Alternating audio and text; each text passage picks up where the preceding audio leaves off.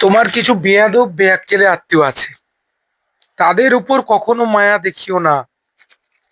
যারা প্রচুর অন্যায় করে, প্রচুর ঝগড়া করে, পেছনে তোমার বদনাম করে, হিংসা করে, তোমাকে মানসিকভাবে ভেঙে ফেলার চেষ্টা করে।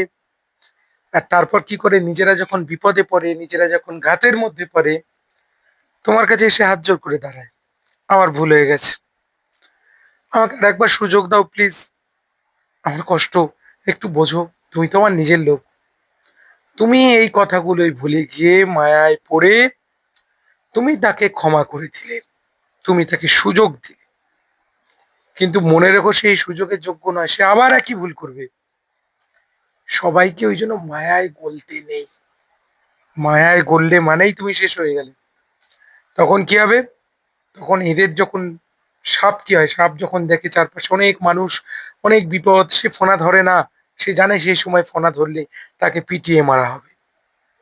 তারপর যখন আবার অনুকূল পরিবেশ পাবে, আবার কিন্তু সে তখন তার মূর্তি ধারণ করবে। তাই সাবধান।